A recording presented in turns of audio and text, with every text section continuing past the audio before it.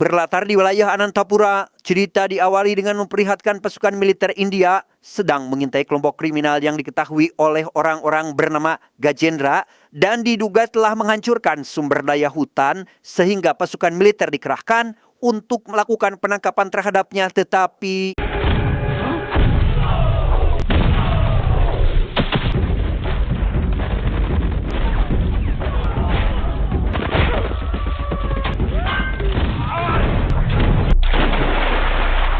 lolos dari penangkapan barusan, Gajendra pun pergi menuju sebuah kuil demi bertemu dengan seorang pendeta yang menjaga kuil tersebut. Namun kedatangannya ke sana bukanlah untuk berdoa, melainkan untuk mengambil alih kuil ini dari para pendeta. Bahkan Gajendra tak segan-segan menghabisinya saat itu juga.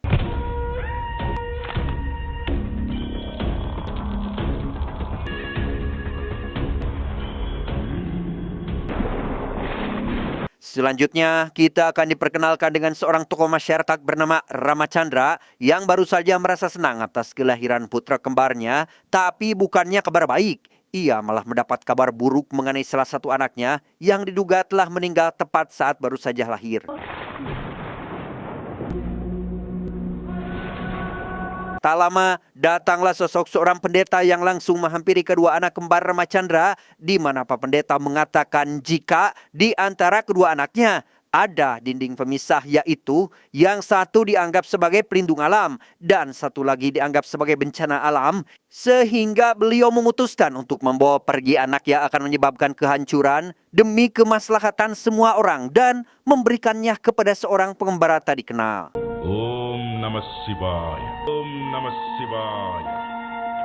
20 tahun berlalu, kita akan diperlihatkan dengan salah satu keluarga petani mendapat gangguan dari para preman yang dipimpin oleh orang bernama Rajapa yang berniat menghancurkan seluruh perkebunan jeruknya karena mereka tidak pernah memberikan para preman itu peti sedikit pun.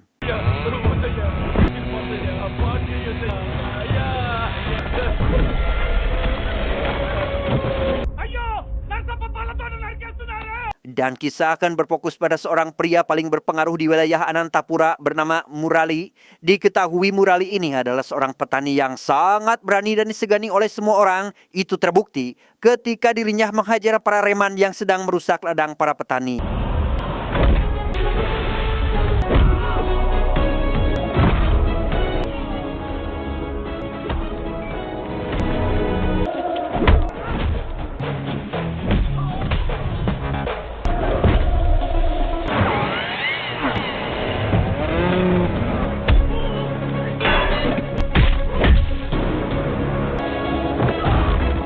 Selesai dengan Rajapa dan anak buahnya, Murali menasihati mereka agar jangan lagi mengganggu para petani yang sedang mencari nafkah. Bahkan ia menegaskan pada Rajapa agar segera menghentikan peperangan antara kelompok preman di wilayah ini karena tak ingin ada banyak warga yang menjadi korban.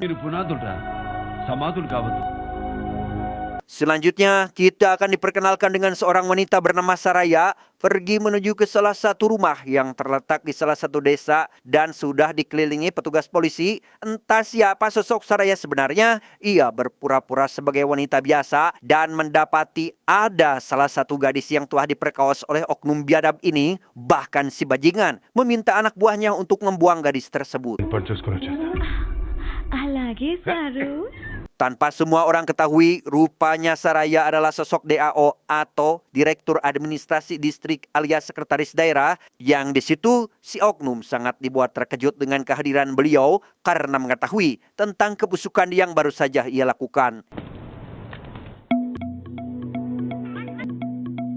Ditemani sekretaris umum bernama Padmawati, Saraya melenggang memasuki ruangan dan langsung memanggil si oknum untuk memberikan hukuman serta pelajaran atas apa yang telah dilakukannya, serta segera menonaktifkannya dari tugas. Oke, pada.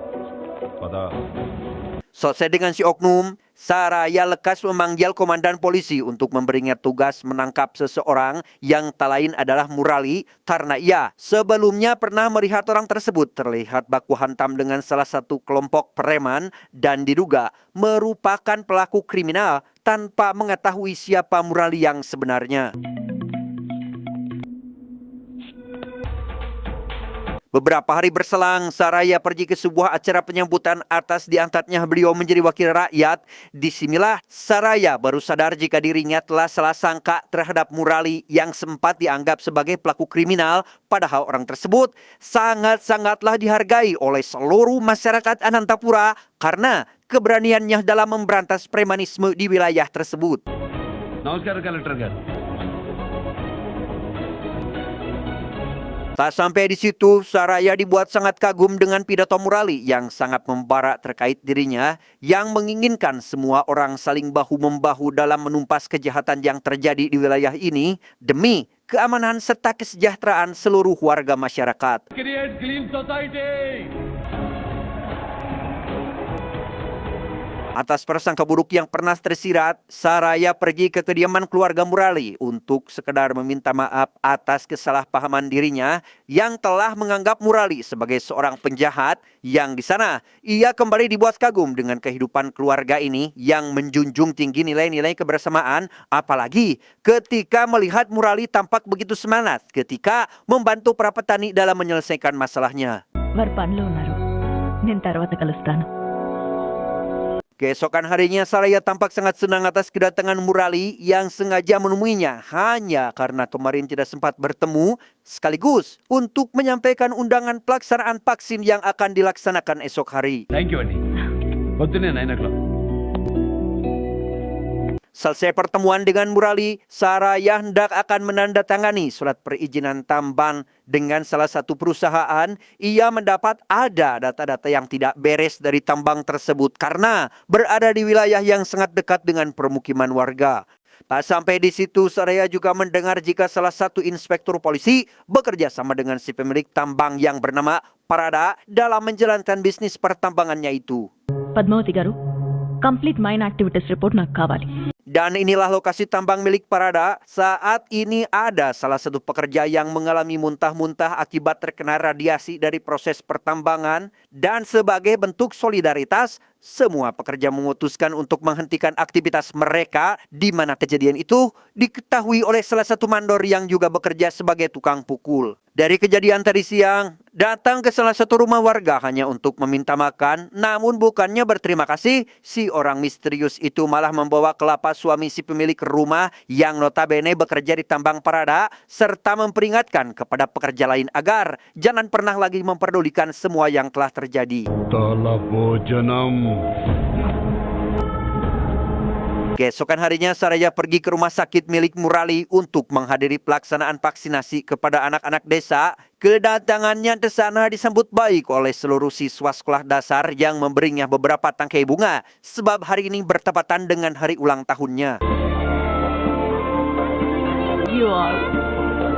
Demi merayakan hari ulang tahun Saraya, Murali mengajaknya pergi ke salah satu desa yang penuh dengan area pesawahan, yang di situ Saraya melihat salah satu pohon tempat menyimpan minuman keras tradisional yang sudah difermentasi. Ia meminta salah satu warga untuk mengambilkannya dan diminum bersama-sama dengan Murali. ఇది పట్టుకో.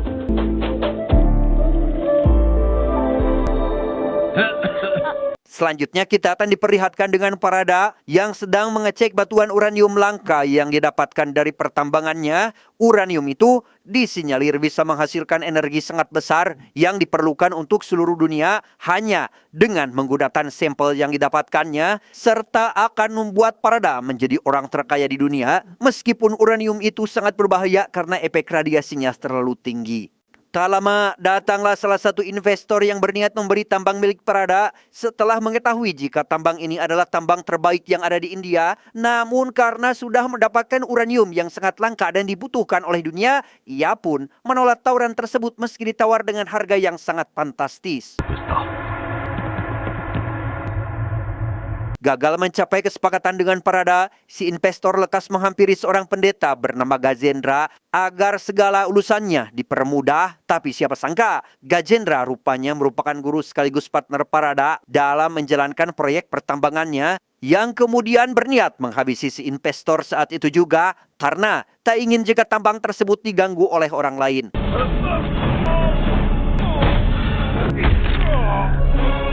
Selesai mempateni si investor, Gajendra meminta Parada untuk segera melakukan pengeboran meski dianggap akan membahayakan masyarakat sekitar, tapi Gajendra tetap meminta Parada melakukan hal tersebut tanpa memperdulikan kondisi para warga yang akan terkena dampak radiasinya.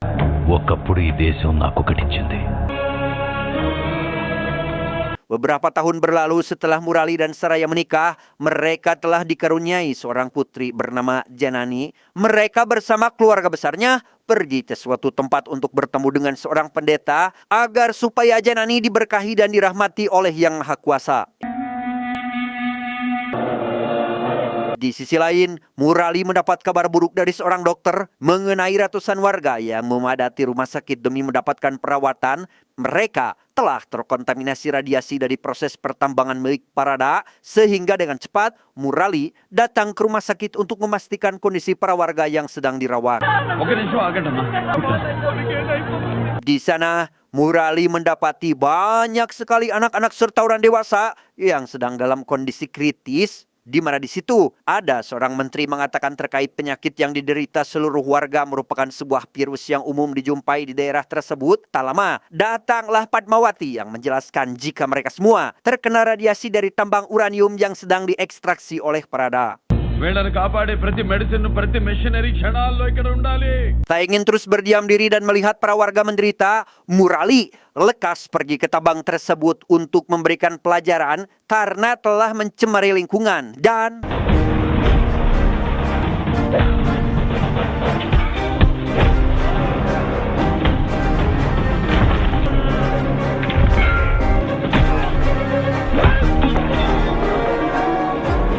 setelah berhasil menghajar seluruh pekerja tambang, Murali kini bertemu dengan Parada si pemilik tempat ini. Sempat akan saling baku hantam, namun aksi keduanya keburu dipisahkan oleh teman-teman mereka masing-masing, di mana Murali mengancam akan menghabisi Parada jika dia tidak menghentikan proses pertambangan saat itu juga. Murali yang mulai habis kesabarannya mencoba ditenangkan oleh seorang menteri yang memintanya untuk segera pergi dari tempat pertambangan ini, mengingat situasi di rumah sakit sedang kacau karena kebanjiran pasien. Yang di tengah perjalanan, Pak Menteri berjanji akan berusaha mencari informasi tentang siapa saja pejabat yang terlibat dalam bisnis pertambangan milik Parada. మీరున్నారు సార్ మీరుండగా మాకేమవుతుంది. Setibanya di rumah sakit, Murali mendapati Ramachandra sang ayah mengantar Janani pergi ke rumah sakit, di mana Ramachandra mengaku jika Janani mengalami pingsan ketika sedang bermain, sehingga ia memutuskan untuk memanggil dokter agar secepatnya menangani sang anak. Tapi tiba-tiba doctor!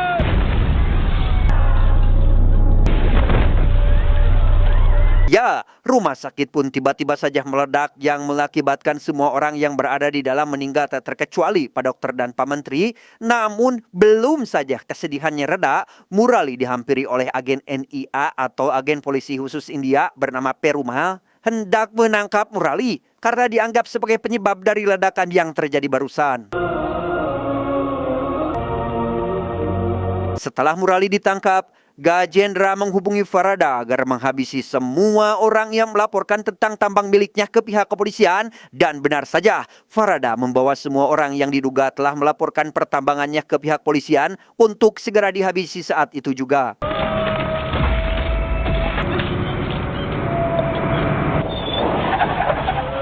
Benar saja, Parada dan anak buahnya membantai seluruh masyarakat sekitar pertambangan karena tak ingin ada lagi orang yang mengganggu perusahaannya tanpa menyisakan satu orang pun warga yang masih hidup.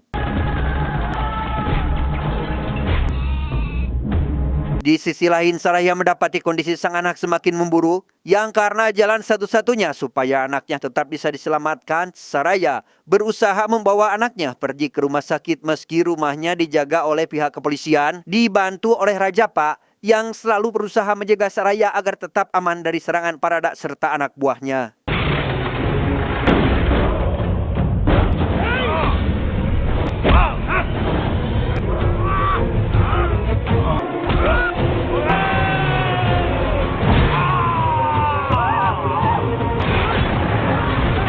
Ya, Rajapa pun tewas setelah ditikam oleh anak buah Parada, termasuk salah satu petani yang berusaha menyelamatkannya dari kejaran seluruh anak buah Parada. Melihat hal tersebut, Saraya terus berusaha lari dari kejaran mereka sampai menuju ke salah satu gua.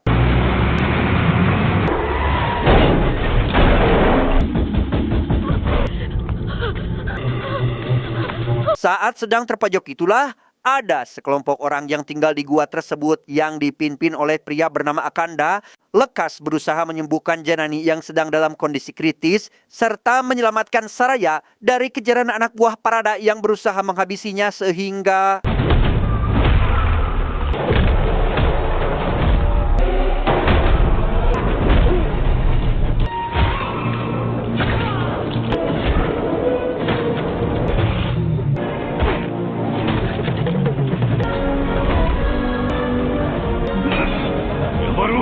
Dari kejadian pembantaian anak buah Parada berdampak pada kuli milik Gajendra yang hancur akibat pembantaian tersebut. Hal itu tentu membuat Gajendra merasa sangat bingung sebab ada satu kekuatan gaib misterius yang mampu menghancurkan kekuatan gaib miliknya.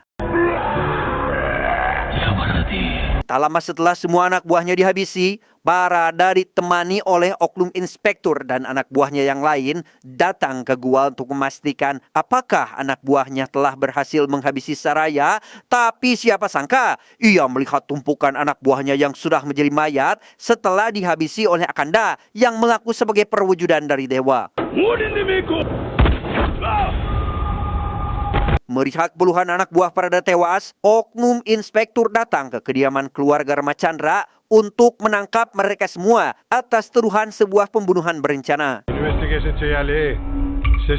Setibanya di kantor polisi, oknum inspektur Edan ini malah berniat menggadabah Saraya demi memuaskan nafsu bejatnya. Bahkan dia tak segan-segan menghabisi salah satu anggota polisi jujur yang berusaha memberikan pembelaan terhadap Saraya tanpa mengetahui siapa orang yang siap menjaga keluarga ini dari mara bahaya. Maka inilah yang terjadi.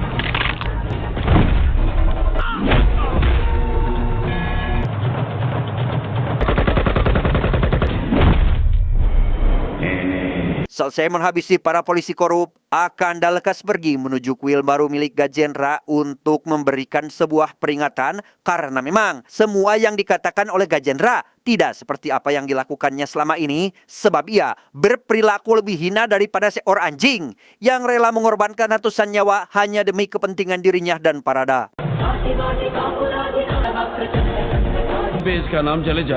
Sementara itu, seluruh anggota keluarga Ramachandra pergi ke salah satu kuil untuk bertemu dengan seorang pendeta dengan tujuan berniat menanyakan tentang siapa orang yang telah membantu mereka. Disinilah sang ibu dibuat terkejut karena ternyata orang yang telah menyelamatkan keluarganya tiada lain dan tiada bukan adalah anaknya sendiri yang sengaja diutus oleh Dewa Siwa untuk menegakkan keadilan dan kesejahteraan serta menumpas kejahatan di muka bumi ini. Dari perkataan Pak Pendeta barusan, membuat sang ibu berusaha membujuk Akanda agar sudi kiranya pulang ke rumah dan bergabung bersama keluarga lain. Namun karena Akanda telah diutus oleh Dewa Siwa untuk menjadi dewa di dunia yang fana ini, ia pun memutuskan untuk tetap memilih jalan yang sudah ditakdirkan kepadanya. Meski di lubuk hati yang paling dalam, Akanda ingin sekali memeluk tubuh hangat sang ibunda. Demi mengalahkan ilmu yang dimiliki Akanda, Gajendra pergi ke salah satu dukun agar setidaknya bisa menyantet Akanda. Tapi si dukun merasa tidak sanggup untuk memberikan perlawanan karena merasa jika Akanda lebih hebat dari yang Gajendra perkirakan. Bahkan kematian pun sangat takut terhadapnya. Di sisi lain, Akanda mendapati ada salah satu kuil yang dijadikan sebagai tempat maksiat oleh para warga dan hanya ada satu orang di antara mereka yang masih menggunakan sebagai tempat beribadah. Sehingga tanpa pikir panjang, Akanda langsung menegur mereka dengan cara seperti ini.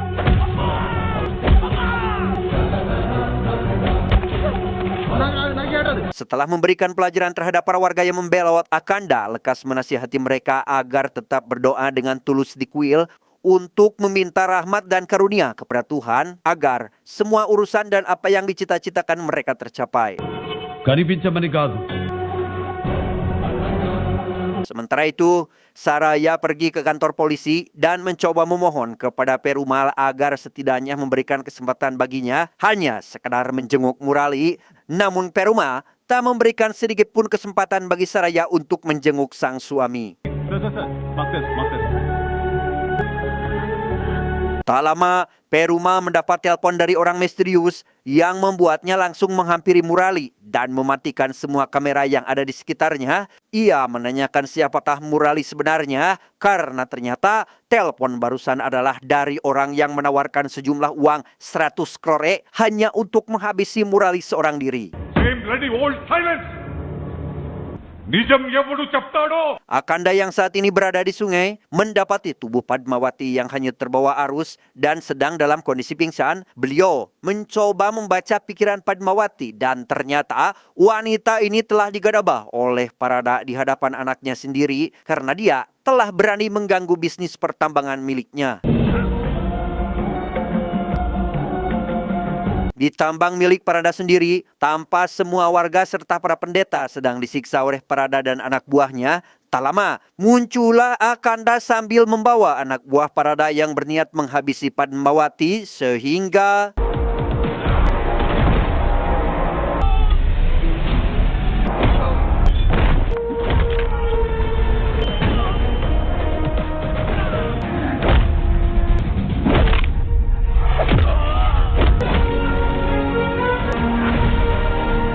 di tengah pertarungan yang masih berlangsung, Akanda berhasil menghabisi seluruh anak buah Parada dan kini ia tinggal menghadapi Parada yang dianggap lebih kuat dari siapapun sampai akhirnya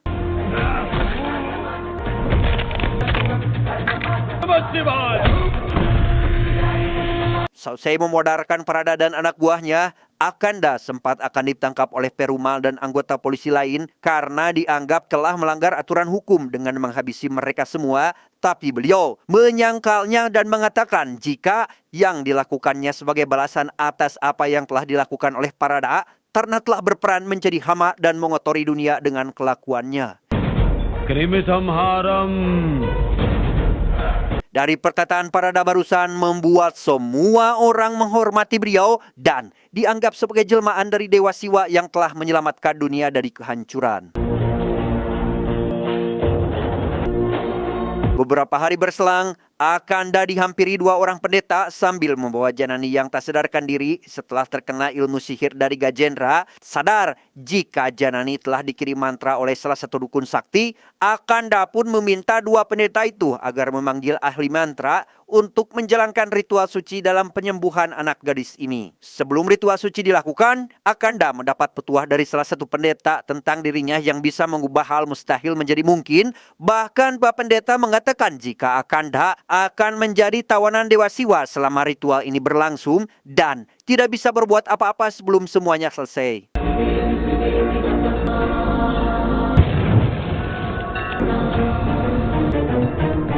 Saat ritual sedang berlangsung, si dukun yang ditemani Gajendra dan anak buahnya datang dan berniat menghabisi Akanda saat itu juga karena mengetahui jika beliau tak bisa berbuat apa-apa selama ritual ini dilaksanakan.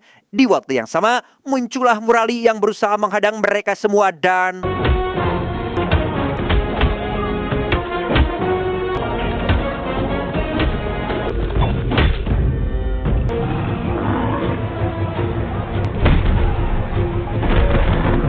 tepat ketika ritual suci telah selesai dilaksanakan dan Janani sudah kembali sembuh, Akanda pun langsung bangkit dari duduknya. Maka inilah yang terjadi.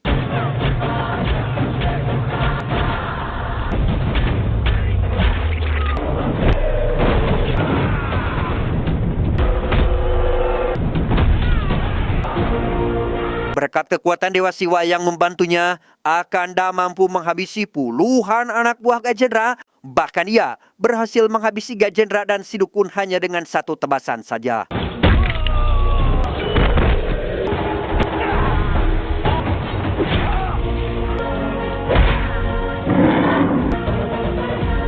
Selesai menghabisi orang-orang dolim, Akanda langsung pergi meninggalkan keluarga Ramacandra untuk kembali menjadi seorang pengembara karena memang ia telah diutus oleh Dewa Siwa menjadi penyelamat dunia dari kehancuran dan memutus semua ikatan dengan manusia.